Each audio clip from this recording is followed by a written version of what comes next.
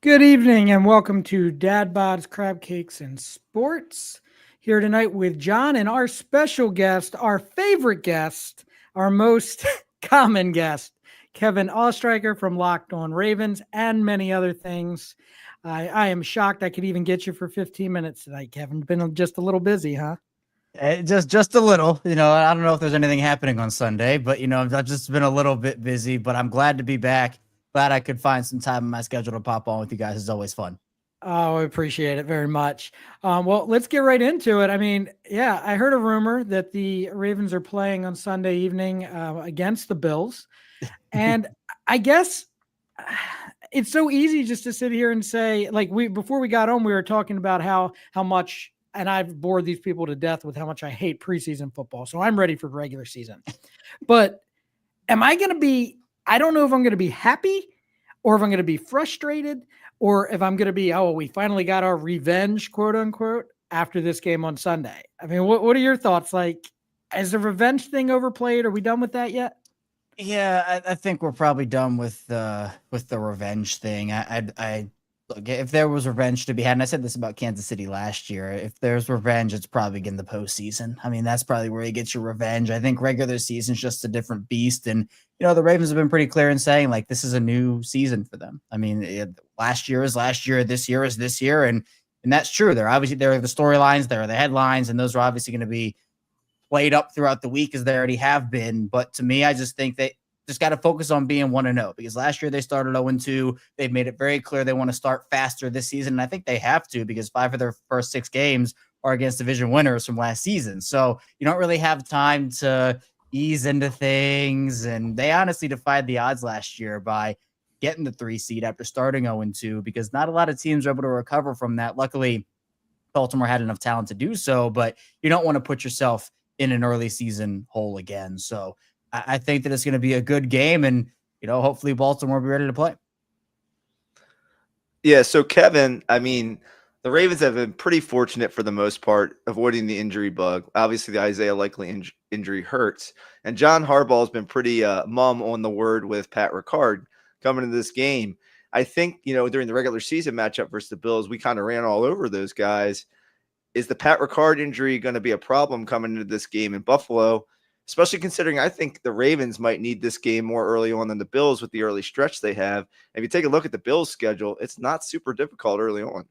Yeah, Bill's schedule is definitely a little easier than the Ravens' schedule. So I think what you have is an opportunity for you to show a little bit different personnel looks early on if Patrick Ricard's not out there.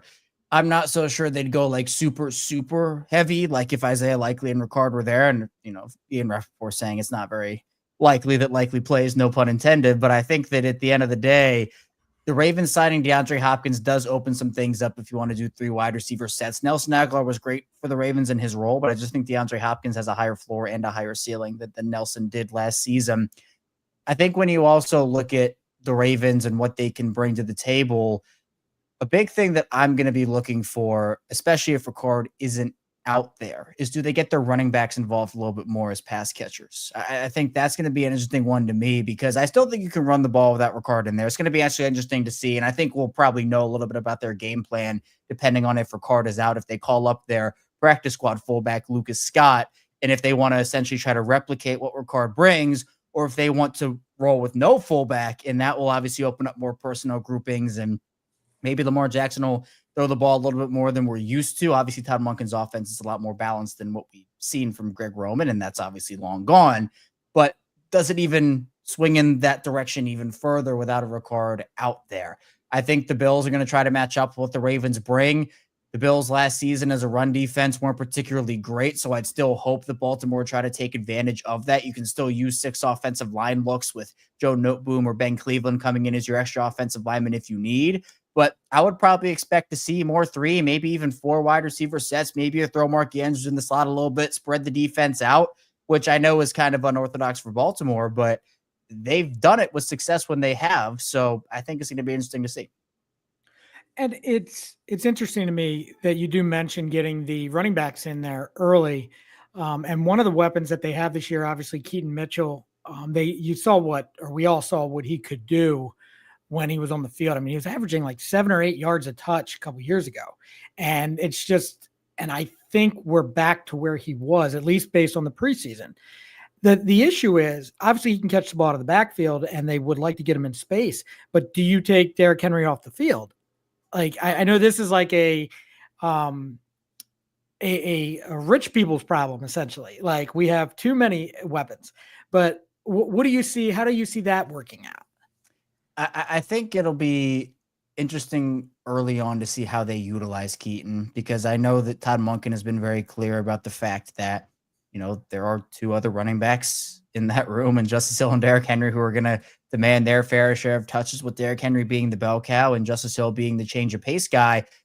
I just think that they need to utilize Keaton in some way this year. I don't want him to kind of get lost in the wash here when it comes to what he can bring to the table with that electricity.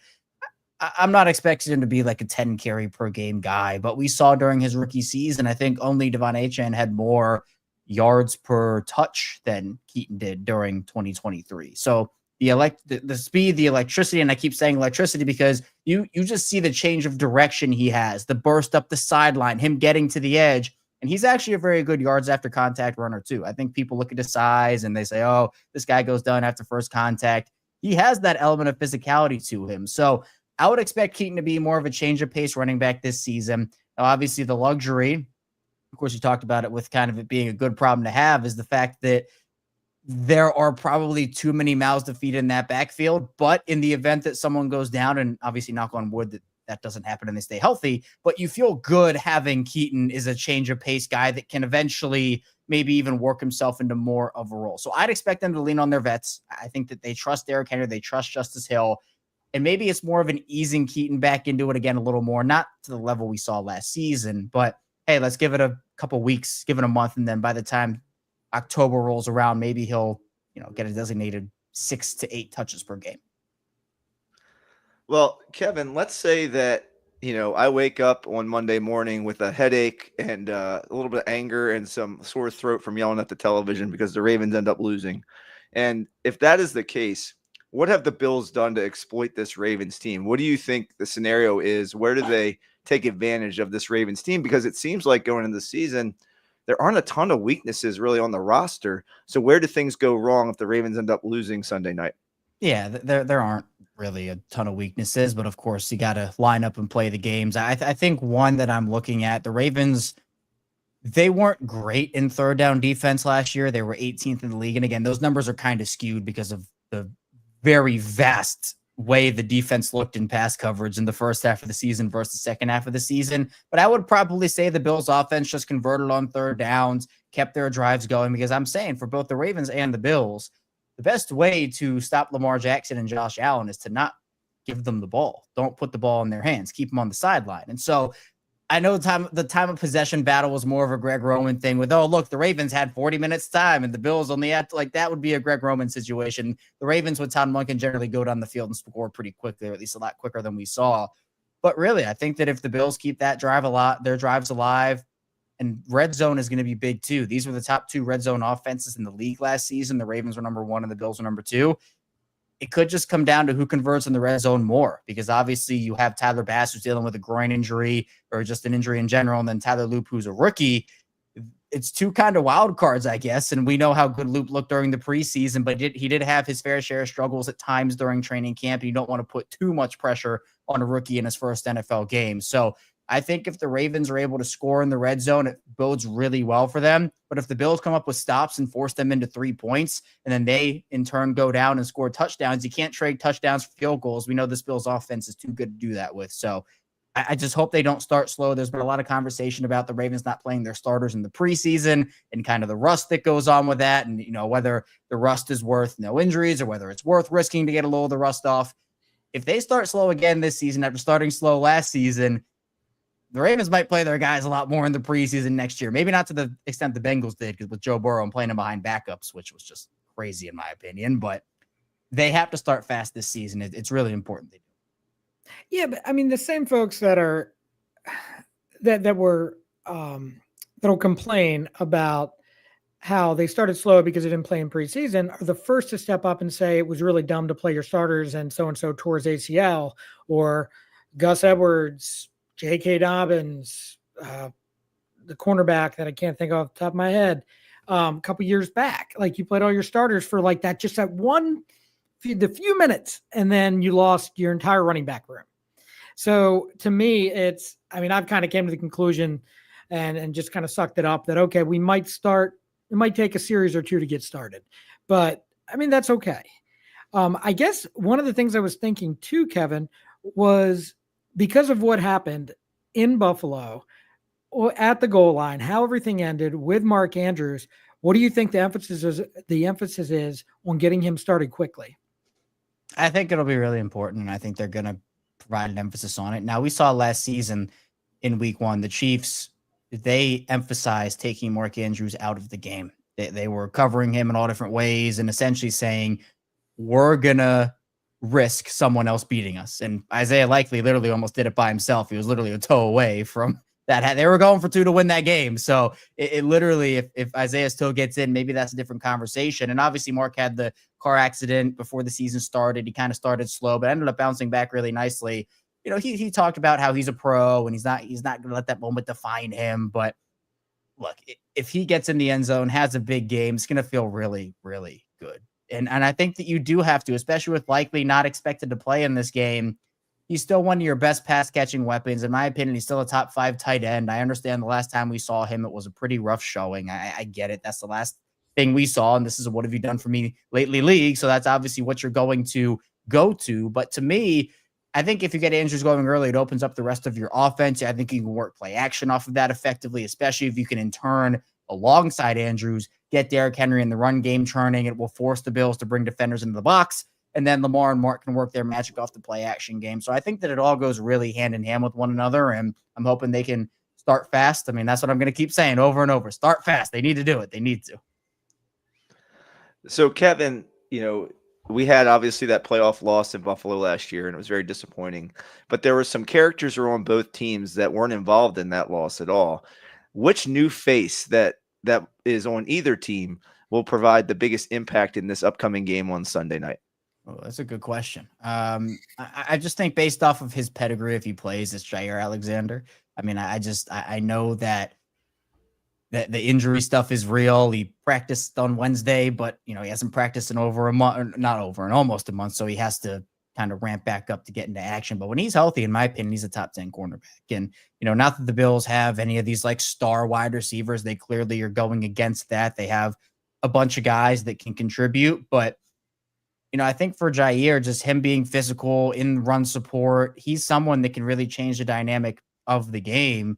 And, I guess I'll kind of cheat on my other answer, which, I know he played in the regular season game, but not having Zay Flowers in that playoff game was really big for the Ravens in obviously a bad way. And I think that it let the Bills defense off the hook a little bit. We know Zay's explosiveness, electricity, his ability to get open really at all 3 levels. And I think Baltimore missed that in their offense over the course of that game. So I think him being back and continuing to establish a rapport with Lamar, and there's some question marks in that Bills secondary. Trey White is their number 2 corner right now, which is not a great spot to be in, and he's injured. There's not an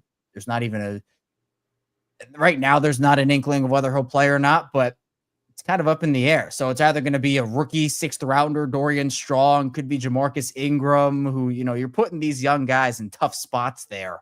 And so if Flowers is taking up the attention of their number 1 guy, well, maybe Rashad Bateman, who missed the end of that Buffalo game in the playoffs, and he was on the sideline. Maybe he makes an impact. So that, to me, wide receivers of the Ravens versus secondary of the Bills is going to be a big matchup.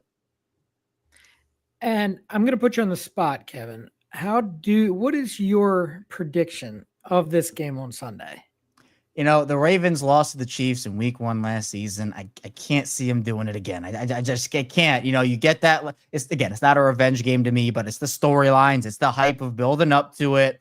You're going back to a place where there are those bad memories. And the Ravens didn't have a ton of turnover this year. The past couple of years prior, they lost a lot of guys, particularly on the defensive side of the ball. Your biggest loss in the offseason was probably Michael Pierce, who retired. And then after that, it's like Brandon Stevens and Pat McCary, which I know people are calling Brandon Stevens an addition by subtraction. And McCary, you missed that versatility. And, at the end of the day, those two guys, while they played important roles over the last couple of years, you replace them with Jair Alexander, Chidobe Awuzie, Malachi Starks, Mike Green, DeAndre Hopkins, etc. I think while the Bills made additions too, and I think that they invested a lot in that defense, their injury situation early on, I mean, apparently Keon Coleman suffered a groin injury in practice or just an injury in practice on Wednesday, and his availability, who knows what that's going to be like. And they're banged up across the board a little bit. Not that the Ravens aren't, they have their own stuff they're worrying about, but I think it'll be a close game, at least, a competitive game that I'll say the Ravens end up winning. And if I had to give a final score, I'd probably go something along the lines. I'm not expecting like 30 points. I'd probably go like 24-21 Ravens. Yeah, I was thinking 24-17, something along those lines. Okay. Well, Kevin, I know you don't have much time with us tonight, so we do really appreciate you fitting us in. Yeah, and absolutely. If you don't mind just letting everybody know where they can find you, and hopefully we'll have you on here again soon. Yeah, no, I appreciate you having me on. I'm glad I could find the time. You can find me over on the Locked On Ravens podcast. We're 5 days a week over there, plus more, bringing you daily Ravens coverage. So you can find us on YouTube. You can subscribe over there. And you can also find us wherever you get your podcasts in audio form. I also write over at the Ravens Wire, and I trickle in a lot of other places doing things. So, you might see me on Bleacher Report, maybe the Ryan Ripken Show. There's a lot of stuff I do, but it's all Ravens all day for me. Oh, that's awesome. Well, thank you very, very much. And we look forward to talking to you again shortly. Yeah, absolutely. Appreciate you guys. Thanks a lot, Kevin. Thanks, Kevin. All right. Look at the trade we just made. Look at the trade that just happened on our screen. Oh no. Did he pass the physical? Did he? Oh, he's shiny. Shiny fella's back. Kevin's hair was so much more in place than John's. I can't even find John's hair. Oh my gosh. John, what is it? Do you have like a secret crystal in the back there? Like, is that something from Aladdin? Like, what is that, Mike? What's he got in the background there? I'm not sure. Oh man. Well, what I was going to say, one of the real good guys in the business. Love talking to Kevin every single time. He's always willing to give us some time. I know he's really busy. Like, he sent me this long message. I don't get on Twitter very much, but so I usually only get on there to talk to him and talk to a couple other people. And he just sent me this long message. Like, I am so sorry. Like, last week was tough, but let me know when you guys need somebody and blah, blah, blah. So, some really good insight. I mean, I do. I think the Ravens are going to win. I guess 24-17 or 21. So I don't know. One of those, Mike. What do you think? Now, real quick before I get my prediction, the cool thing about Kevin is whatever you see on the screen, he's the same exact way everywhere. Like, he is just so passionate about the Ravens and such a good quality human being. So we really appreciate having him on. I think, like I said, kind of in my question with Kevin, I think the Ravens just need the game more just because their schedule is more difficult early on. I think the Bills have more margin for error. I think the Ravens are healthier. I think they just need to take advantage of this early season matchup more so than the Bills do. And we saw the importance of having that game at your own home stadium come playoff time. And I think the Ravens are really hell-bent on making sure that their regular season is one in which they get that game at home. So for me, they're going to have a hard time stopping the run, regardless of Patrick Ricard being there, because we're so multifaceted in the run game. We can do so many different things, like he said, with our running backs out of the backfield. We can bang you up the middle with Derrick Henry. We can swing you outside with a little pass to Justice Hill. We can hand it to Keaton and a change of pace. We can have a couple guys in the backfield at once. We can go play action, and Lamar can hit a tight end on a boot. There's just so many different things you can do with the run game. And their secondary's banged up. So if the Ravens choose to pass the ball, it's not like they're playing an elite pass defense right now. And a generally undersized linebacking and defensive line unit. So really, as long as they cannot let Josh Allen eat clock and just keep the ball, we should be okay in being able to, I think, muster a win. I'm going to say they win by 3. Let's say 27-24 Ravens. Well, hi, John. Good. I'm glad you can make it. I know we're muted, so if you could unmute us so we could all chit-chat ski. There you are, John. John, what are your thoughts? What did you want to add to this part of the Ravens talk, and what's your prediction? Well, I think think it's going to be a Ravens win. I'm thinking it's going to be something like 28-14, 28-17, something like that. I think they're going to get, even without Pat Ricard. Was he ruled out? I'm sorry, I missed it completely. Was he? I just knew he was out of practice. He wasn't ruled out of the game or anything, was he? No, he's not actually- officially ruled out. He is not. John Harbaugh was asked a question in this press conference, and he refuses to answer anything about it. So we don't know 100% yet. Okay. Well, I think either way, they'll figure it out. But I think it's going to be like 28-14, 28-17, something like that. I think that will get the run game going. And then, as you mentioned, Buffalo's secondary is not stellar. And I believe that once we get the run game going and they're going to have to put an extra guy in the box, then we're just going to start dinking and dunking. And then we're going to get a couple big plays down the field that's just going to eat that secondary alive. So I'm very confident. And then I'm very, I guess, even more so than the offense, I'm excited to see this defense. I think I'm just excited to see the secondary, which, was kind of rebuilt, and then to see, what that secondary does to help our pass rush. And then, of course, who's my favorite, guys? Mike Green. I'm very excited to see what this secondary in their coverage and what kind of coverage sacks and things that we can get on Josh Allen and make his life miserable. Yeah. So one thing I wanted to say when Kevin was on, but we were running out of time, obviously. This feels different. This just feels like a different team. This feels like a down to business type team. Like, even if they were to lose the first game, I mean, I think it's all right. Like, they know what's in their sights. They know this is a long year. They know what they want to do. And they really do probably have one of the better, if not the best lineup, but you know what I'm saying, that roster they've ever had, at least in the Harbaugh era. I mean, there were some like that 2000 defense team. I mean, to me, that was one of the best. I mean, how many Hall of Famers were on that team? So it's like when you, but at this point, it's almost like it might take a couple weeks to fully kick in with everyone else. But Mike, this has the potential to be that team of destiny type feel to it. Yeah, I mean, there are no excuses with the roster they put together. I mean, so I think there's a good mix. You can talk about the Orioles a whole awful lot, but a good mix of veteran leadership and just good young talent. And I think they have put together a premium roster this year. And so obviously avoiding the injury bug is the number one battle, right? To make sure we're healthy. Number two, I'm curious to see how the defense gels. There's a lot of pieces that are really good. Can they play well together? And then, next level is these new receivers. Are they gonna contribute, right? Because I think Bateman and Flowers, you know what you have there. Artez Walker or DeAndre Hopkins going to play a pivotal role in the offense this year. So I'm just curious to see what it looks like all together in a regular season game. I'm more excited to see them play, I think, than who we're playing. I'm just excited to see them play for real all together with that full roster.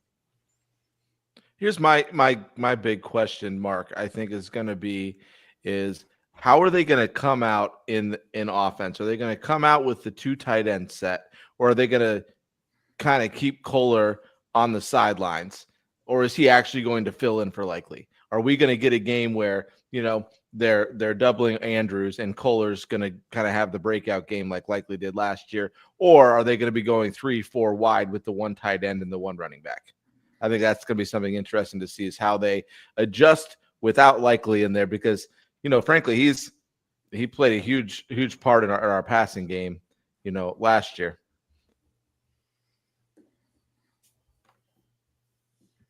So the biggest question, honestly, for me, is, did I get the right Powerball numbers tonight? Because I don't know if you guys saw, but it's $1.3 billion. There's John's ticket. Jason, do you have your ticket ready to go? No, I'm texting Jess right now because I didn't leave the house today.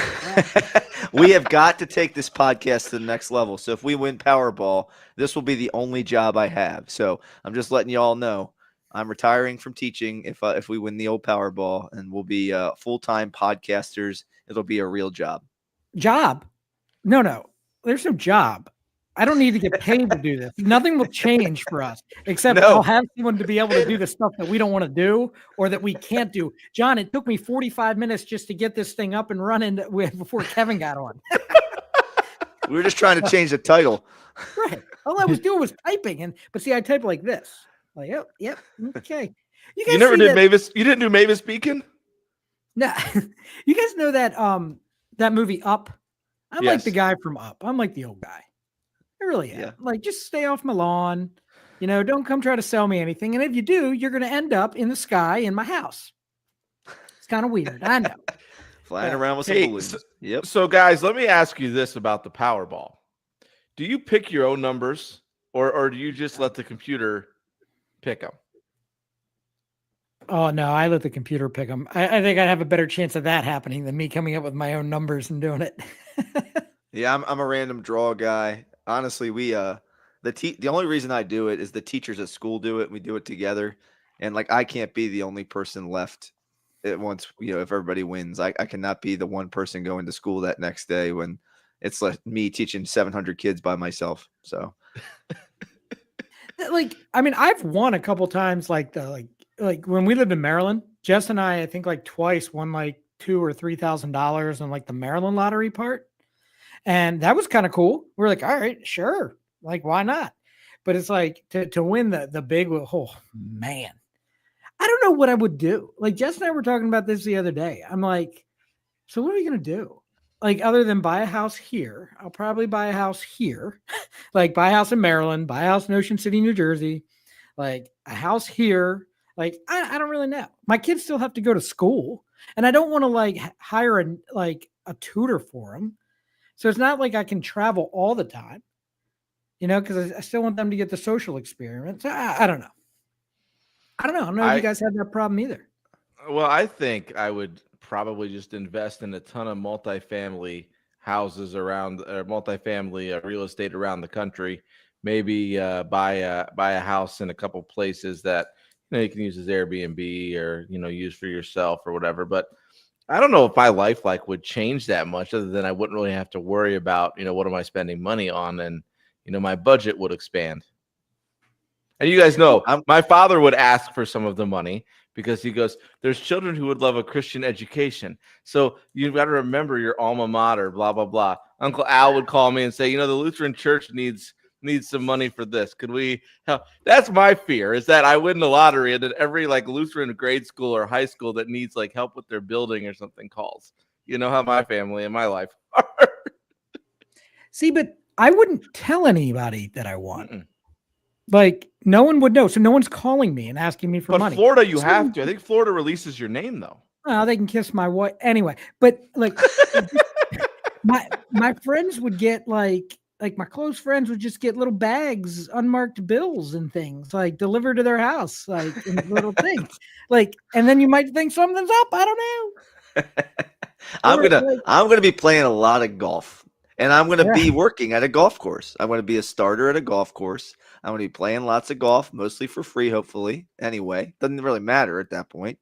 And I'm gonna pay my bills and pay off all the bills of my friends that I can, and invest. And that will be my life, because you can't really have a job in the public sector, because if anybody finds out that you have money, they will sue you for all you're worth and fabricate some story about what you did to them as a teacher, and then you lose your job. So and you lose your money. So I can't do that. So I'd have to find a new job and something low key. Well, and Allie asked, she's like, well, what would you get? Like, what kind of, she's like, you can finally get a new car. Cause I have 200,000 miles on mine. I'm like, I don't need one yet, but I'm like, I don't think I would drive. I think I'd probably hire somebody, because I don't want if I get into an accident, someone's going to try to take everything. It's like, I don't want that risk. I'd rather the company I hired to use their insurance to have to secure their driver, not me have to worry about it. But the last thing I want to say about this is everyone's like, money doesn't make you happy. Money makes shit easier, by the way, which also could lead to happiness. Okay. So that's all I'm saying. That's all I'm saying. If I don't have to worry about things, I can spend more time with my family, which makes me happy. So in a roundabout way, the money is helping, right, Jason? Oh yeah. Jessica, so what would you do differently? I like, what's the big deal? I'm like, well, I would get $1.3 billion in ones and I would put them on my bed and I would swim around like Scrooge McDuck. Like, Well, Jason, I just did verify. They will know if you win in the state of Florida because you cannot remain anonymous. I But hate them. you could put it into a trust, and then they wouldn't really know who you are. So, unfortunately, we have a 1 in 328 million shot at actually like winning this. So does everyone else, though, that buys one. And you got to saying there's you got a to pay to chance. play. Mm-hmm. Yes, Exactly. as PJ would say on Angels in the Outfield, it could happen. Well done, John. Well said. All right. Well, yeah, I mean, I guess we can move on to the O's. I mean, I guess I wasn't in on the prediction game this week because I was late to the party. But you guys are dumb. Man, you guys are way off. Swanson. It's way off. It's on the briefcase. Yeah. So the I O's, was way off, man. Didn't you say 0-6? I said Yes. over. Mike, and you said what? 5 hundos or 2 and 4? I said 2 and 4, and they've already surpassed that. So All right. So it'll be another unpunished week for us. But yeah, 3-0.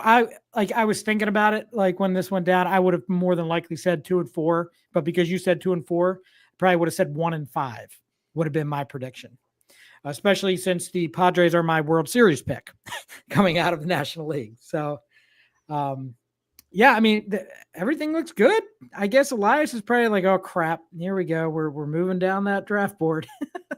But yeah, Well, Mike, it's good to see. One of the things that you asked me and you asked us a couple weeks back, you said, what do you want to see? Like, what do they need to do going into next year? They need to go on an offensive roll, offensive momentum going into next year. Some of these guys are playing themselves in to plans for next year. Jeremiah Jackson is in my mind, is the Urias of this year in the last couple of years, except he's younger, he's faster. He can play the outfield and the infield. And right now, you just ride him until he bucks you because he's hitting the crap out the ball, Mike. yeah, I mean, he's looked excellent. He's been our best hitter really in the last month, and I think the greatest thing about it is really was unexpected. I think all this highly touted prospect with Samuel Basayo. Obviously, we were really waiting for him to come up and play well, and then Beavers went on a run, and we were looking for him, and then here comes Jeremiah Jackson to steal everybody's thunder and just to get on base 2 times to 3 times every game and look like somebody who can be in the lineup 4 or 5 days a week for your team next year. And offensively, he's been really good. Hopefully, he can find some time this offseason maybe to settle into a position, whether it's, get reps extended at a particular position, or maybe he's just super utility like Jorge Mateo was in the past, and he becomes that guy for this team moving forward. Which of you two guys had Emmanuel Rivera being the star of this series? Was that you, Jason? Oh, gosh. I forgot he was even on the team because didn't we DFA him? And I guess he's one of these guys. This is something I was going to say today. Him and a couple other guys are guys that are good to keep within the organization. But if they're on your roster, it's usually not a good thing because it means somebody got hurt or your season turned a different direction. But right now, I mean, I'm good to keep in the organization. He's like Jason Voorhees. Like you put him to death and he just keeps coming back. And whenever he comes back, he starts hitting the cover off the ball. Yeah. I mean, I'm all about it. I like it. I mean, it's again, like just to kind of go over, I will tell you, Mayo did hit a home run today. I don't know what they're going to do with that situation. Just because, I mean, Mountcastle's red hot, or as they said today, white hot. I just think his value might be really good, pretty high if you wanted to go ahead and ship him out for pitching or ship him out for something else. But I don't know, Mike or John, I start with you. I don't know if they're going to commit to him as a full-time player. I mean, he batted 9th today. You don't want your first baseman usually batting 9th in your lineup. Yeah, I don't know. I mean, and I said that a number of weeks ago, and you took a little bit of offense to it, of saying, maybe we should deal Mayo for some pitching. Maybe we should look for something. And you know, it's towards the end of the season. We got nothing to play for except a draft spot. So I don't know if we're just kind of moving guys around the lineup to just kind of see what that's going to be the best thing for next season, what's going to be the best thing for the future. But do we? I mean, Mountcastle has shown us when he's healthy what he is, what he can do. Mayo's just kind of been an up and down, up and down, up and down, and not real steady at any one thing. So, shipping him off for some pitching may not be, the worst option out there. But then in pitching, it was nice to see Big Al pitch yesterday. Inning, couple strikeouts, got the win. So that was, getting Al Suarez back is, a good step for this bullpen. And I really hope is he a free agent this year or next year? I don't remember. But I think he's somebody that the Orioles need to try to hang on to and keep in town. Yeah, and you guys had mentioned last time Tyler Wells. I know he's starting right now. I'm not so sure that is going to be the plan going forward, especially depending on what they decide to do closer-wise, because he has closed before. I don't think it's a job that's too big for him. So once they decide what they're doing starting wise and who's out there in the market, as far as closers and starters, I'm not so sure that it's just foreseen that it's just going to be, okay, he's going to go out there and start, Mike. I think he's still going to be out there. He could do either role for you, which is good. Yeah, I'm not sure he's your prototypical closer. I think he has the mental makeup, Jason. I think that's what you're talking about, to be a closer. He is a bulldog on the mound. He'll battle. He has a good pitch mix. It's not really your reliever pitch mix because he's got a few more pitches than a reliever would have usually, and they're all pretty good. And he doesn't throw super hard. He throws hard. I mean, they all throw hard. They're in the major leagues, but he's not going to blow you away with his fastball necessarily. But he's a good pitcher, and he has a good mental makeup. He definitely has a place on the roster next year. It was good to see him go 5 innings. I think he let up 2 earned runs and had a solid outing for your first time out in a long, long time. So I think it's encouraging for the Orioles. I think with the evolution of Jeremiah Jackson and how he's kind of been a juggernaut here recently, if I'm Dylan Carlson, I'm shaking in my shoes when it comes to what's happening with me next year. Yeah, but see, Dylan Carlson still has options and whatnot. He'll be another one of those guys, like I was saying with Rivera, that's good to keep within your organization. But if he's on your roster, that something went wrong again that we don't really want to talk about. Mike, I'll ask you the same question I asked John because I didn't give you a chance. But what are your thoughts on Mayo? And John, just to go back to that, I don't think they're going to give up and trade him. I don't know if they should. I think it's still too soon, but I'm wondering what they may do. And that's why I brought this up. I don't know if they're convinced that he's going to be your everyday first baseman next year, Mike. Yeah, I'm not sure. You know my thoughts on mayo in general. I love it on every sandwich, bacon, lettuce, tomato. I like it in my chicken salad. I like it in shrimp salad. I'll eat mayo.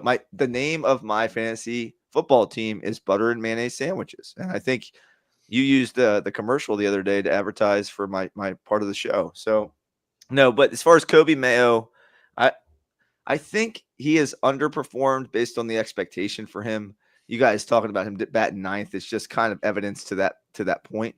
I'm disappointed in his slugging. I thought he would be a doubles machine and be putting balls off the wall. Now he'll run into an occasional home run, but he strikes out an awful lot. I think he's batting 189. His slugging is under 400. Those are not the stats I expected. And he's had a pretty long run now of getting some at bats, and he really hasn't shown marked improvement. Now, with that being said, Jackson Holliday didn't have an amazing start to his career either. So to say that he's done and he can't get there, you got to give these guys an opportunity to adjust to the big leagues. So to go ahead and deal him, John, at this point when his value is so low, I'm not sure is the right move for the Orioles. I think you hold on to him and give him at least another shot next year. It would be different if we had Mountcastle was 3 to 5 years younger, and he, you know what I mean? And you have him with his defensive prowess, and he gets hot, and he's not. But like, I don't think Mountcastle's a long-term solution either. I think the Orioles are probably looking at Samuel Basayo or maybe Adley Rushman getting some time there, and hoping that Kobe Mayo is the right-handed bat that can split time with them there eventually. Yeah, and I do think that in a perfect world, that's what we're looking at. I mean, it does make me a little sad thinking that Pete Alonso is not coming here next year because they might have that log jam with Basayo in a different situation. Because I think their backup catcher, I do think that they'll probably end up keeping 3 catchers next year. Jackson, as of right now, there's no reason not to, unless they decide to bring back. I know I'm always drawing a blank. Gary Sanchez, John's favorite player. So if they could bring, but Jackson probably makes this roster because he's very cheap. He's got options. Then you have Adley and Basayo, and you can interchange the other 2. And then that way Basayo doesn't have to catch much. So I could see that happening. But again, we have plenty of offseason to discuss like additions outside of the organization. But there are some things still, I guess, is the whole point of this, within this organization that are still shining brightly. And if you do, I don't know how much you guys listen to any of the fantasy analysis in baseball and a lot of these other guys, but everyone that I listen to nationally think that the Orioles are going to rebound next year. They think this is just a blip. Like, this was dumb. Everything that could have gone wrong with the Orioles went wrong this year. So they're very confident nationally that they're going to rebound.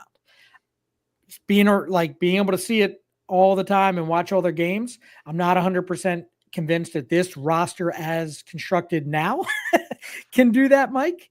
But I do think Trevor Rogers, Kyle Bradish, I'd love to say Grayson Rodriguez, but I'm not going to. And then Samuel Basayo, Colton Cowser starting to heat up again. Gunnar, obviously, Jackson Holiday. There's a lot of things. Westberg when he's healthy. I mean, there's a lot of things to look forward to. I think the big talk that I was listening to on 105.7, some of the sports talk here in Baltimore, on the way home tonight was about, is Beavers a guy who could lead off for you? Because he can put the ball in play. He has great bat to ball skills. Every at bat that he has is a battle at the plate. He doesn't give up an at bat easily. I don't think you can say that about Cowser. I don't think you can say that about some of the other young guys who've come up for the Orioles recently. So would it behoove the Orioles potentially, and I'm going to ask you, John, first, to look at Beavers in a leadoff role? You have been the biggest Jackson Holiday in the leadoff hole advocate that I've ever heard of in my entire life. Is there a chance that Beavers could hit in front of him? I think more than likely he doesn't give a damn, but that's just a Beaver for you. Oh my God. You two, I just can't. I really just can't.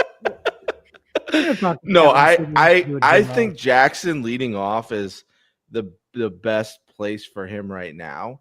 I mean, obviously, if he bulks up, gains some more muscle mass, you can move him down into the 3 hole, move him into the 5 hole. But I don't know where else you're going to move him, because you want your second hole hitter to be good at hitting the ball the other direction, to be moving your 1 hole hitter, over, being a high guy like that, where I don't think Jackson's that type of hitter. I think the only thing Jackson's going to continue to do is gain muscle, gain power. And with his, his base running and things, I just don't know how you move him out of the first slot, regardless of who it is. But I mean, I know what you're saying, but Beavers may be that second slot hitter. We've been talking about that, needing a second hole hitter to then be able to make sure that guys are in position for, Gunnar at 3, and then whoever, Basayo probably at 4. Adley, I'm thinking Adley's going to be our 5 or 6 hole next year. It has to be, just in the way that he's performing. So, no, I still think Jackson is our best shot at the leadoff hitter, just because of his, his speed and the way he's performed this season. So Mike and I, for about, I guess this will be the 3rd or 4th year, we've been clamoring for Adley to bat 5th or 6th. And they started doing that a little bit. Honestly, like, just thinking about what you guys are saying, Mike, I think with the emergence of Basayo, hopefully bringing in at least one more bat. The way things are going, you can move Gunnar back to the one spot. You could then, depending on what you want to do, if it's a right-hander on the mound, you could then follow up with Jackson Holliday in the 2 spot. Or if you want to go, if you're facing a lefty or you just want to keep it consistent, you put Westberg in the 2 spot. Now, all of a sudden, you're balanced down the lineup because now Basayo can bat third. Basayo could be your 4-hitter. You can put Westberg in the 3 hole. There's so many different options that they can have when these guys are healthy. And that's, I guess, my key point to all of this, when they're all healthy together. Because I do fully expect them to bring in another bat. At least I hope so. But yeah, I mean, I wouldn't have a problem if you really wanted to put Beavers in the leadoff spot, Mike. I wouldn't have a problem with that. But there's no reason to just keep pounding the table and saying that Holliday should be the leadoff hitter. If he's batting 250. There's no reason why. I mean, you're not losing anything with him there, really. But yeah, I mean, sure. Let's everybody. You lead off, and you lead off. Everyone gets a lead off, Mike. I mean, the other option too is he's a great number 9 hitter. You could turn your lineup over, you get on base, give you some speed at the bottom of the lineup. And then it doesn't hurt to have a guy like that at the bottom of your lineup to turn your order over, especially, Jason, if the Orioles do what we'd like them to do in the offseason and really solidify their lineup and plug some holes that the way we'd like to see them plugged, like, an Arias kind of guy like we saw this week in San Diego, or like you're saying, Jason, a Schwarber or a big bat like Alonso in the middle that really solidify the center part of your lineup, and then you can get a little more creative around that. But yes, I'm with you, John. Right now, Jackson's fine there. I just was curious what your thoughts were. That was the talk up here in Baltimore this week. He's leading the team in home runs as your leadoff hitter. I don't think we've had that happen since Brady Anderson in '96 when he hit 50. Did Gunnar finish first or second his MVP year or almost MVP year to Santander? I think it was. I think he finished second. The leadoff hitter. I mean, he was the leadoff hitter all year long. What about Mullins? He had 30 that year, but was he the leading home run guy for the O's? I don't know. Yeah. No, I know what you're saying, John. It's Mike, I think batting him 9th would be a stretch because I do think he's going to be a 30 home run guy at some point. Really? At some point. I mean, how many does he have this year? Who? Several. Jackson? Yeah. Is it over Jackson 20 yet? 16. I'm not clamoring for Jackson to bat 9th. I said Beavers could bat 9th. I'm not saying. I'm sorry, Mike. Yeah. I misunderstood you. I totally did. I was like, but see, that's the Tony La Russa. But see, that's the coaches in the Tony La Russa tree. Is the Tony La Russa tree was always bat your catcher 7th, your pitcher 8th, and then like your 4th best hitter 9th, so that your lineup turned over. He did this for years in St. Louis. He would bat like the 4th or 5th best hitter 9th, so that your leadoff hitter, who is supposedly your best average guy, would have somebody on base instead of the pitcher in front of him. That would be like moving a Beavers to that 9 hole, even though he's top 5 hitter. It would be kind of the Tony La Russa school of you got 2 leadoff hitters, which makes a little sense, but I that's not my thinking. That's the Tony La Russa school. But he has a World Series under his belt, so who's to argue with that? I don't know. I mean, look, there's many different ways to skin a cat or a beaver in this instance. Oh, God. Yeah, that's terrific. All right. We got you. We got you hooked on the beaver puns. Yeah, you guys are killing me. You guys are absolutely killing me.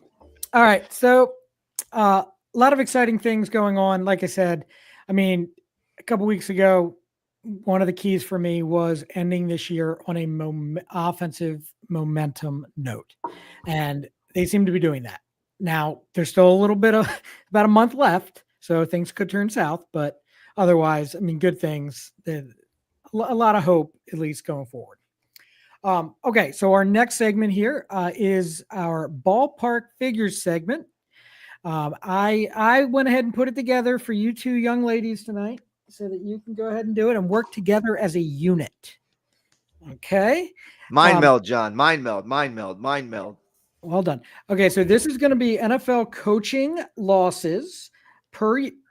Just kidding, John. Just kidding.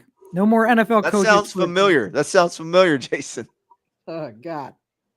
All right. So I would like to know. I'm going to give there's a little caveat on this, though, to help you guys out, because otherwise I think you'd pull out your hair. Is that a Whatever type you of cheese caveat? That sounds delicious. Oh, fabulous. All right. I would like to know the top 10 all-time hit leaders in Major League Baseball. However, just to let you know, number 7 played in the 1800s. If you know who it is, like automatically you win right away, and you have my respect. But you probably don't. Is it Cap Anson? Oh, it is Cap Anson. Wow, John. Wow. Look at Really? All that. right, we win. Do you ever notice how he's looking, Mike? It looks like he's staring at a computer. So I do think you cheat, John. Sorry. I don't cheat. Is it really Cap Anson? It is. So I'm going to take him off the list. He was number 7. I was removing him from the list. So you have to tell me number 11 now. Okay. So I need to know 1 through 11 minus Cap Hansen. So whenever you guys are Anson, not to be confused with the Umbop band. Cap Hansen. That's Anson. different. No, I think I Pete just said Rose. it fast, so it made it seem like I said Hansen. Oh, okay. I got Pete you. Rose. All right. Yeah. Would you guys like to tell me? Yep. Yeah. So Pete Rose, Yep. Ty Cobb, Yep. Honus. No, is Honus Wagner on this list? He is. Tony Honus Gwynn. Wagner. No, Tony Gwynn's not on the list. No. Tony Gwynn is not. That is 1 strike, ladies. No, Oh, I was talking no, to John. I wasn't discussing. talking to you. No, we were Tony Gwynn is bantering not. back and forth. Tony Gwynn is not on this list. I know Hold that on. for a fact. Wait a minute. Let me ask the judges. Minus X. You got Okay. one wrong. Continue. Tony Hey, Gwynn I is listened not to the on this podcast list. the other night, and I said I gave you guys 2 strikes, and I gave you like 4 strikes. I know. I listened I too. told you you won. I meant to tell you that. I was like wondering where your head was at. It was stuck in a dam that Beaver built. Oh my god. No, so Yeah. no, I knew that Tony Gwynn is not on this list. Well, that's nice, It's the John. I'm only- glad we talked about it. Yeah, so that's that. We don't have any strikes. So I'm sorry. You How don't about get to Ricky say that. You Henderson? have 1 strike. No, Ricky Henderson's stolen bases. Ricky Henderson. Yeah, I know he stole bases. I'm just asking He you also has over questions. 3,000 base hits, John. So stop being mean to Mike. Yeah, right. But it's got to be Apparently, like a lot. 3,000 is not a lot. It's got to be a lot more than Still a 3,000. lot. So, All right, then spit me a name, John. George Sizzler. You now have 2 strikes. Is that like the guy who made the steakhouse that I really liked to eat at as a kid? No, that's Sizzler? Sizzler. This is Sisler. Oh, okay. Well, he said Sizzler. Sizzler. John, So just that so was you her- know, I don't even think George Sisler is even on the top 50. Oh, he's not. I was He's talking to Mike. 52. How about He Ted doesn't have- Williams? He does not have he does not have 3,000 base hits. What was that, Mike? Ted Williams. Is that a guess? John, Yes. can I guess Ted Williams? Yes. I'll guess Ted Williams. Ted Williams is not in the top 10. What?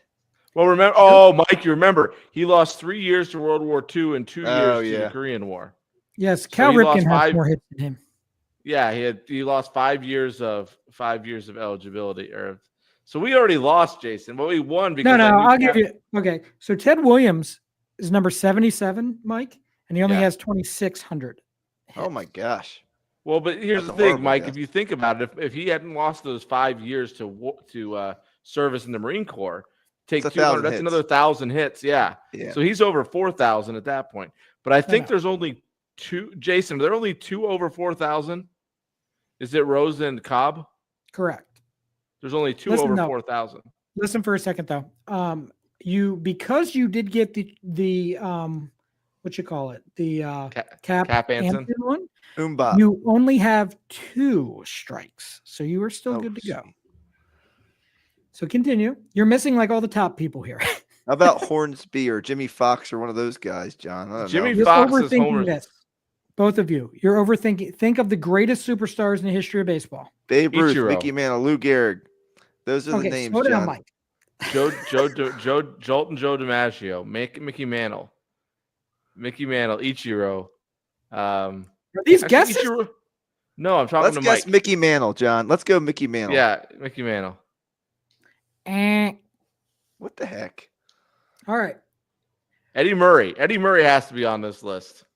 Eddie Murray is on the list in front of me, but he is not in the top 10. Eddie Murray is number 14. Oh Man. my gosh. Tough crowd. It's tough. So Gosh, why don't you guys ever do the ones I know? Like I knew how about this, but I don't know the DiMaggio? Did you say that percentages one of already? DiMaggio. I said DiMaggio. DiMaggio. Yes. No, Why are you saying All no right. so much? I'm gonna have to I give don't you. Some, like this. I'm gonna have to give you some clues here. There is a Yankee in this list. Is it Babe Ruth, John? Is it Lou Gehrig? No. It's neither, Right. by the way. It's neither. Yeah. Is it G? No. Is not it Yogi Jeter. Berra? No. No. Is it Reggie? No, not Reggie Jackson. Mattingly? No, it's not Mattingly. No. Can't be Mattingly. Who are we missing? Who? Do you guys watch baseball? Like Yeah. over- Yeah. Wasn't alive Religiously. before 1983. I'm just telling you. Oh, And I got the oldest guy on the list out of I all didn't these people. memorize the baseball encyclopedia like you, Jason. There's 3 people on this list that played. Well, there's 2 people on this list that played within the last 10 years. There's 3 people that have played as late as the late 90s. So there's some Total younger of 3. guys. You think Ichiro would be on this list if you included If all he has his Japanese Japanese yeah. stuff on there? Ichiro is number 25. Yeah, that's what I figured. Is Which is Jeter on there, incredible. John? Huh? You think Jeter's on there? I think he is. I don't think so. Maybe. Sure. Go with Jeter. He's number 6. My goodness, guys. Derek Jeter, 3,465 base hits. He had a lot of 200 hit-ish years. He had a lot Yeah. of hits. Well, Okay, let's see. think Ripken Cardinals. Ripken is just off this list, isn't Is it he? Pujols? No, he's off it by a good amount. Pujols, I thought he had John? 3,200 hits. He's number 16. He had 3,184. Pujols, John. Ripken. Yeah, Pujols is probably a good guess. There's 2 Cardinals on this list, Mike, and that is one of them. Pujols. Pujols is number 10. Okay. Is the other Cardinal an older Ozzie Cardinal? Smith? Is Ozzie Smith on this list? You think, Mike? No. This one's he's got a nickname. Stan the Man. Hey, look at you. Yeah. Usual. You're only missing like the number 3 is, Pretty good at baseball. I think, Atlanta. Hank Aaron. Yeah, that would be him. Henry Aaron. You guys are funny. This is a There is one terrible guy on here game. that's Jason, you went to school for this stuff. I remember you had a class where you like studied baseball The history of or something baseball? like that. Yep, Yeah. I had a history of baseball class. It was Yeah, awesome. you got like a 4-year degree in this, so give us a break. All right, so you're probably not going to get one of these guys because he did play from 1907 to 1928. For who? It's Tris Speaker.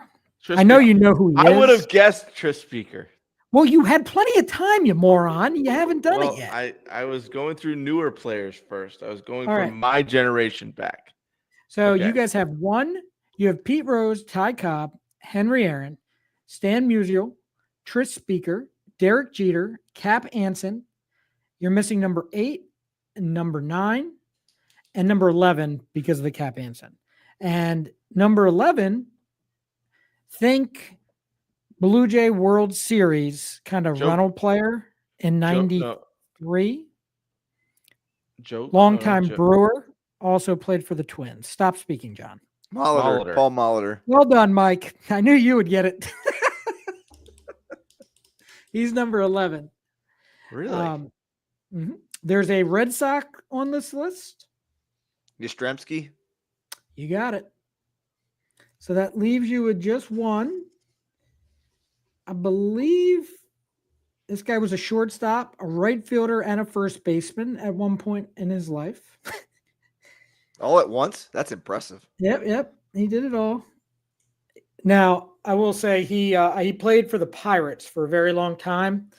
It was see, this one's an older one too, but you guys would know it. Is it This Willie is Stargell? no. This was an older one, 1897 to 1917. But you know who he is. Like it's the baseball card story. It's Honus Wagner. Right. I already And you said did Honus not- Wagner. No, you did not. You said like Yes, I- 40 names, but they weren't guesses. Remember? No, I John, you had said a better Honus- chance of guessing Bluetooth speaker than you did Tris speaker. I didn't even want to hear it. You always have a reason. God bless us. No, I said Honus Wagner. Wagner. I said John, Honus Wagner you're- way at the beginning. Okay, John, we had this conversation. You said like 6 names in a row. I said, are these guesses? You're like, no, they're not guesses. Okay. We did a whole thing. Now stop speaking. All right. Oh, John, we didn't do so hot, but we talked about a lot of baseball names, so that was fun. You sure that transpired, right? Okay. What'd you call me?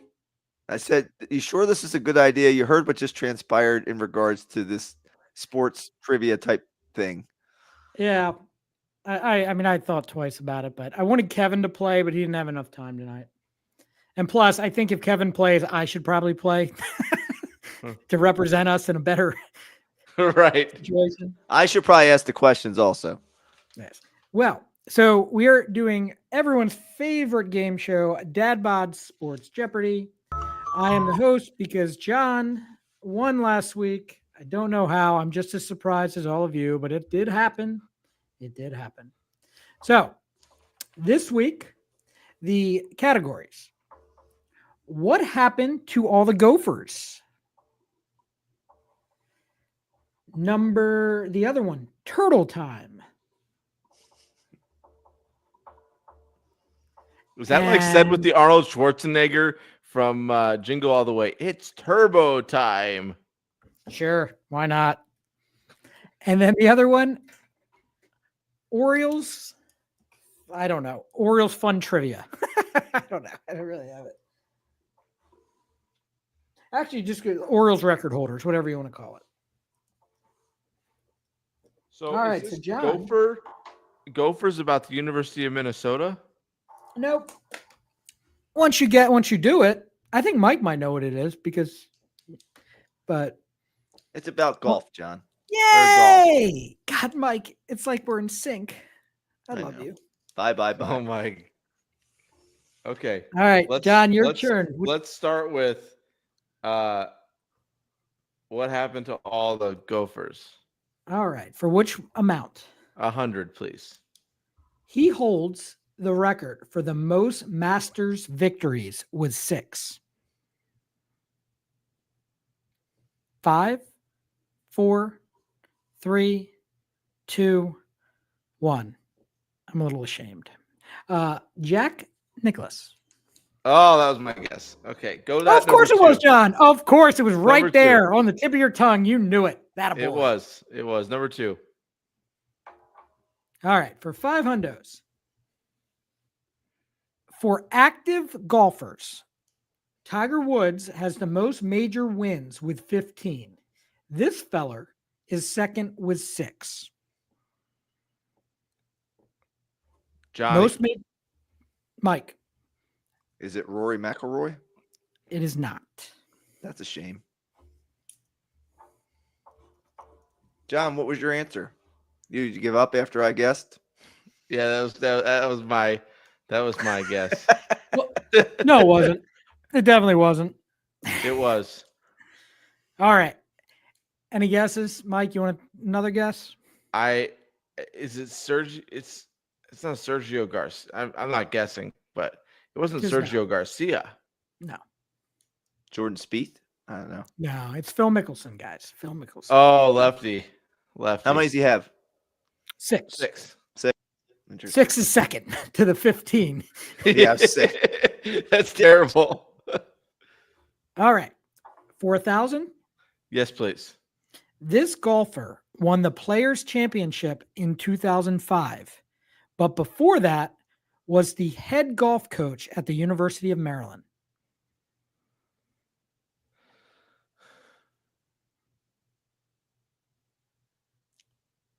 5, 4, 3. Mike. Mike? Is Mike? it Larry Mize? It is not. Dadgummit. You really just like hosting, don't you? I do. I don't mind. And if I'm going to go in the hole, I'm going to go in the hole guessing. I'm not going to sit here on my answers and pretend I knew it like John. Well, see, that's the thing, though. It's like, John, you have won a lot, but it's really because you don't guess much. Not what true. is Last time I answered most of the questions. What was the one? Are you guessing, John, or no? No, I don't know. I have no idea. Fred Funk, Mike. Fred Funk. Fred Funk. Oh, Yes, okay. that's the guy I was trying to think of. I That's him. recognize Yeah, the that's name. I good. wouldn't have known. All right. Okay. So go to Turtle Time for 500. All-time- for 100. Men's basketball, all-time leader in assist at the University of Maryland.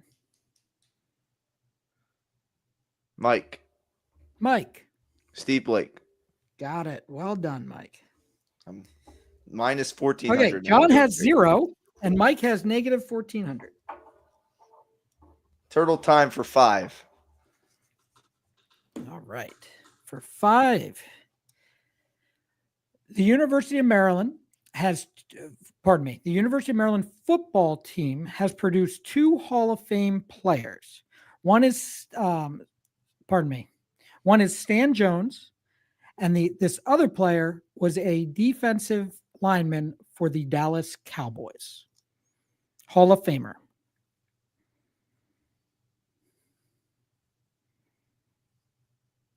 5, 4, 3, 2. Oh, John. Time's up, but you can guess. White. Yes, you would have been right. Do you have a first name on that? Randy. Randy White, but you do not get credit because the time was What? up. No, it wasn't up yet. I'm gonna file an appeal with whoever is doing this because you said 5. John, that's a 4, good point. 3. You can file an appeal with D's nuts. So just write it up, send it over. Okay, got it. All right. All right. I'll take that category for the most. Yeah. Are you drunk, Mike? No, Have he's you been flustered drinking because after said- school? I had to teach school 2 days this week, and Right. I'm done. I'm done. I'm already done. You want to come sell cars? Jason called me the other day and asked if I had any openings for car sales. That's not what he said. That is not what Jason said. Jason says, "Tell me on wanting to be a car salesman," and you did a terrible job. That's why I don't have any interest in it. All right, last one in this category. This player hit a game-tying 3-pointer against Duke in the 2006 national championship that forced overtime and an eventual national championship for Brenda Friese's Lady Terps. Who hit the shot? Mike, Mike. is it Shea Duran? It is not, but she that's was a on shame. court. At least I picked a Maryland Terp woman. I feel good about I have that. no idea. She was a freshman at the time, but Christy Tolliver. Oh yeah, she was good too. Mm-hmm. Who was the? Was it Harper was on that team? There was a couple. Harper was on that team. Marissa Coleman was on that team. That was a good team. stacked team. And the next year too. All right. So the last category is Baltimore Orioles fun, exciting things. I didn't really have a name for it. But Mike, Do we have a record on the most negative points ever? Because I think I'm trying for it Yes. tonight. I had almost 3,000, I think, one time. Well, Mike's at negative 24 at the moment. Yes. All right, Mike. 100. For a hundo. This Oriole legend is tied number 2 all time with 12 Major League Baseball walk-off homers.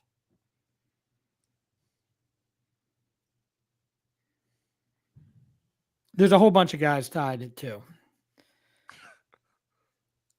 Ironically enough, number 1 was also an Oriole. Wow. 5, 4, 3, 2, 1. Any guesses? Eddie Murray? Incorrect. Is it Cal Ripken? It is Frank Robinson. Okay. And number 1 is Jim Tomei. All right. You guys want to do 500? Yep. Absolutely. Okay. So Brooks Robinson has the most gold gloves by position as a third baseman with 16. So the most gold gloves, 16 at third base. Which former Orioles player also has the most gold gloves at his position with 10?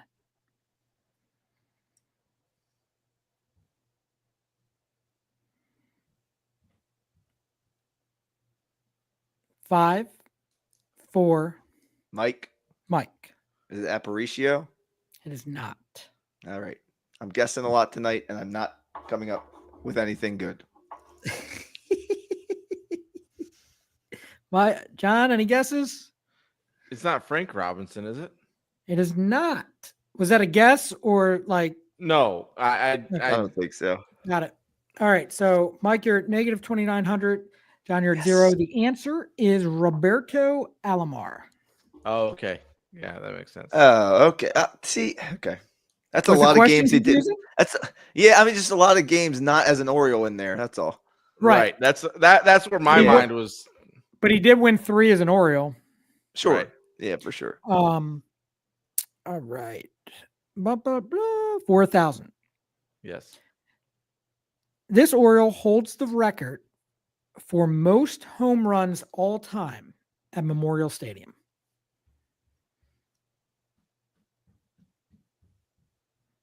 5, 4, Mike, 3. I mean, Mike. I'm already negative a million. Is it Book Pal? It is not. There we go. Let's keep it going. You're breaking records. Come go on, big or John, go guess home. something. John? I don't. I mean, there's a zillion names. It's not Frank. It's not Brooks Robinson, is it? Is this an official guess or no? No. It is not. It is Eddie Murray. Really? It is. That's crazy because he only came to the big leagues in '79 and then went to the Indians. He only played in Memorial Stadium like 10 years. John, it was only 160. Like that's 16 home runs a year. Oh yeah, I guess.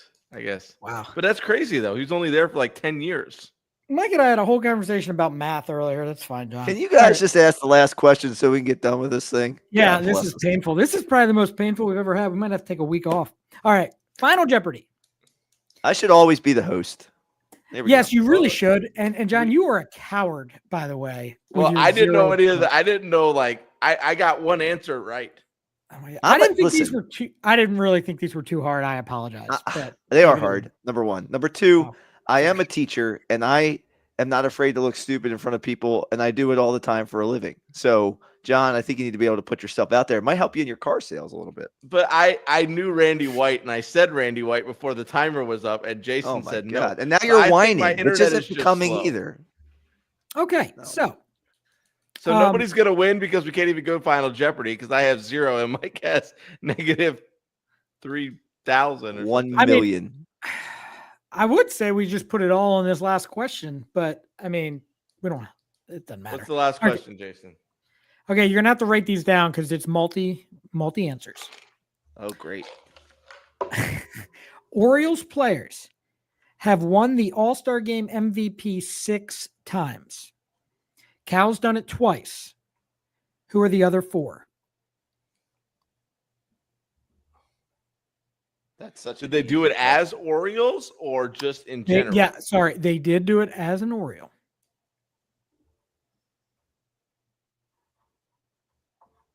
I don't have the button that puts the music on. So do do do do do do do You do. do have the button, Jason. It's under media assets. On the I'm not allowed to right-hand touch anything technology-wise. Terrible fiasco of Yahoo 2025 was bad.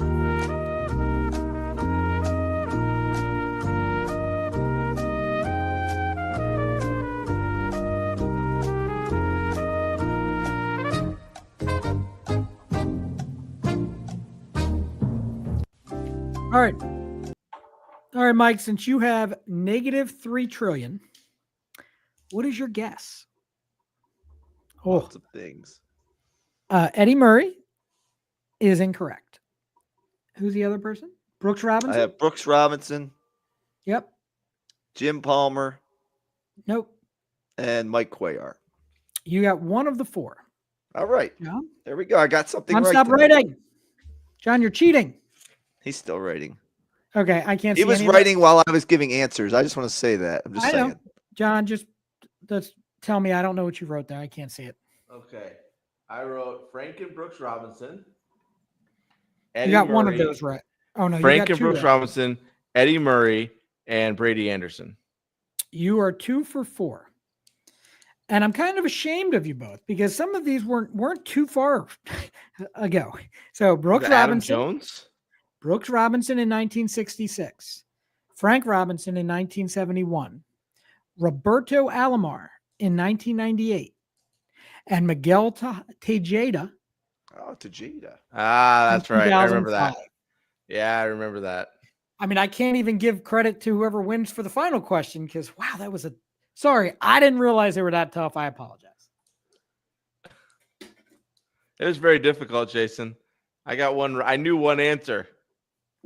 I mean, if I would have asked you that, would you have gotten all 4 of those, Jason? I mean, that's a Yeah. lot to ask. I would have got. mean, I think you have to remember you're talking to normal humans that don't analyze like the baseball encyclopedia when you're asking your questions. I know, but see, like when it comes to the Orioles stuff, it's just like for me, it's like there's certain things that are just like ingrained in my brain, like the All-Star Games MVP, because it's like such a big moment. Like I'm like, Right. okay, I know which players. Now, like I knew Cal did it twice, but you told me that in the question. So I know that's why I didn't do the easy one.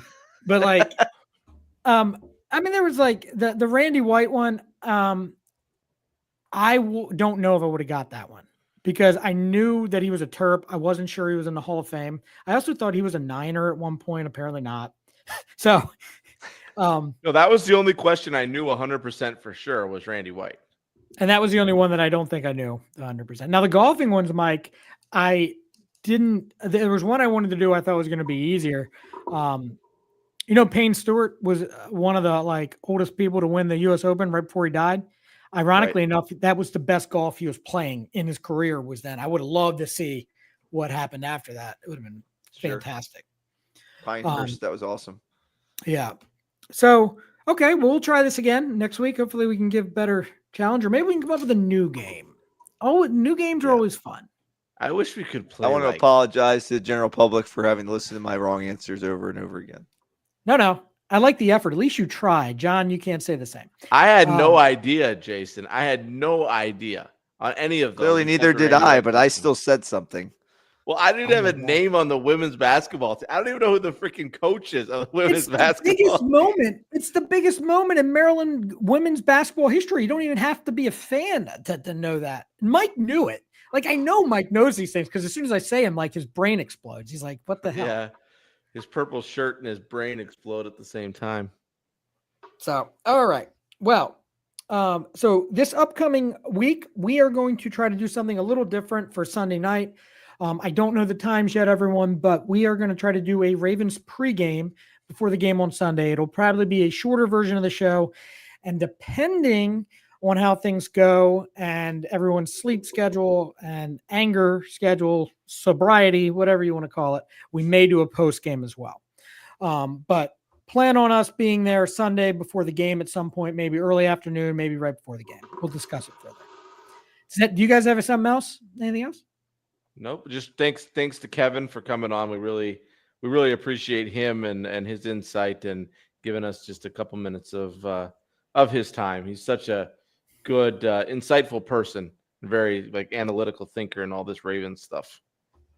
Yeah, but by far one of my favorite people in this whole business. I mean, I guess we call this a business. We're not doing anything like that, but it's fun.